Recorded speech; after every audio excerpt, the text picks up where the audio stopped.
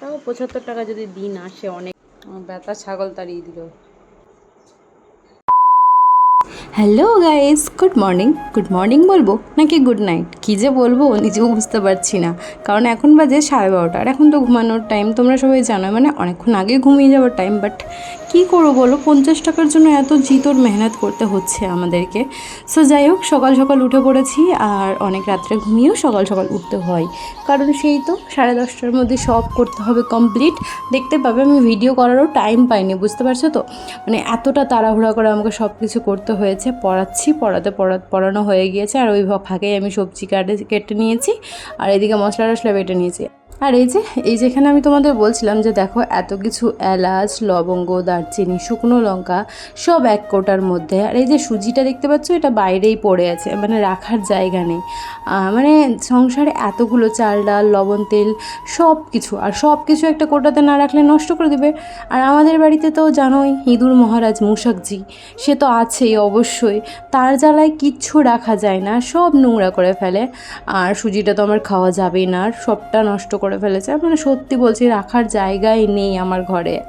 আর কোটারোটা কিনবো তো আমার হাজব্যান্ড বলবে যে খালি কোটা কোটা কোটা। আর এত তাড়াহুড়োর মধ্যে সব করে দেখো আমার অবস্থাটা, মানে নিজেকে খিটখিট করছে ভিতরটা। দেখো কাজকর্ম এখনো পড়ে আছে, এতগুলো কমপ্লিট করার পরও পড়ে আছে, ভালো লাগছে না আমার আর। সো দেখো খুব তাড়াতাড়ি ওকে রেডি করলাম, ঘরটাকে আবার পরিষ্কার করলাম। 1 সেকেন্ড, এটা বোতলটা উঠালে হয়ে যাবে 5-10 মিনিটের মধ্যে। আর বাসন ছিল ওগুলোও ধুলাম।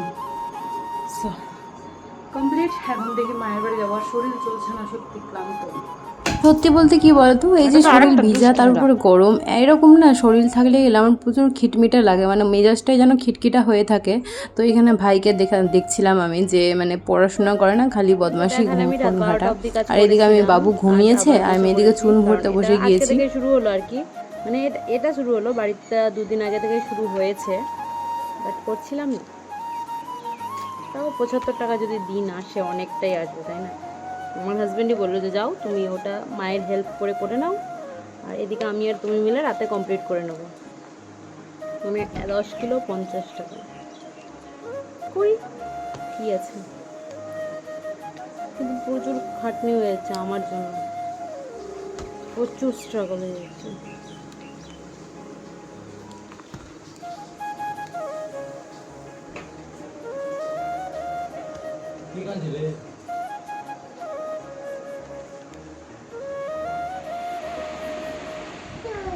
তোরে তো বলছি ওয়ান না বলে একটু উঠে গেলি বে।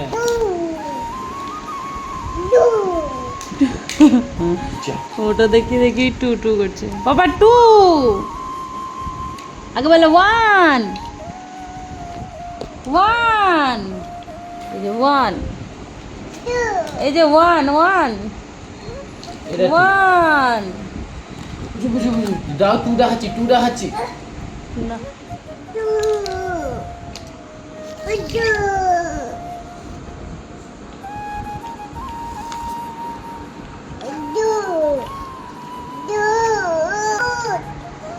Two two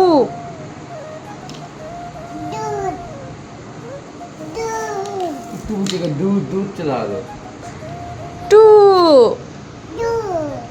two. ব্যথা ছাগল তাড়িয়ে দিল। বাহ, হট হট করো, হট হট হট। আবার ঘর পরিষ্কার করা আছে। যেহেতু টাইলসের কাজ সম্পূর্ণ হয়নি, তো আজকে আবার হবে, ইনকমপ্লিট আছে, সেগুলো কমপ্লিট করা হবে, তাই ঘর থেকে সব কিছু বের করা হচ্ছে। একটু কী পোকা বলো তো আমাকে, মানে ঘরের মধ্যে এত অত্যাচার, ইঁদুর বিড়াল সব কিছুর জ্বালা একসাথে। আর দেখো আমার অবস্থা গরমে, মানে প্রচুর বেহাল, প্রচুর ঘেমে, মানে কি বলবো একাকার হয়ে যাচ্ছি ঘেমে টেমে। কাজও যেন শেষ হওয়ার নামই নেয় না, এরকমই একটা ব্যাপার স্যাপার। সো আমি মানে কি বলছিলাম যে আমার কপালটা আজকে এতটাই ভালো যে দুধটা ফাটেনি, মানে সত্যিই ভালো। দুধটা ফেটে গেলে কী হতো বলো তো। তো যাই হোক, আমি ওকে আমুল দুধ আনতে বলেছিলাম আর আসছে দেখো পা টিপ টিপ করে, বিল্লি হো ক্যা।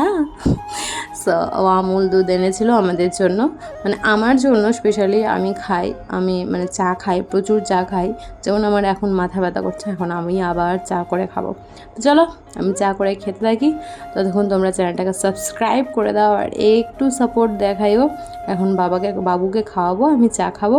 চলো, অনেক রাত হয়ে গিয়েছে, এখন যাই শ্বশুরবাড়িতে গিয়ে বাবুকে খাইয়ে ফেলি, আর তারপর আমিও খেয়ে দিয়ে তারপরে একদম ঘুমিয়ে পড়বো। বাই।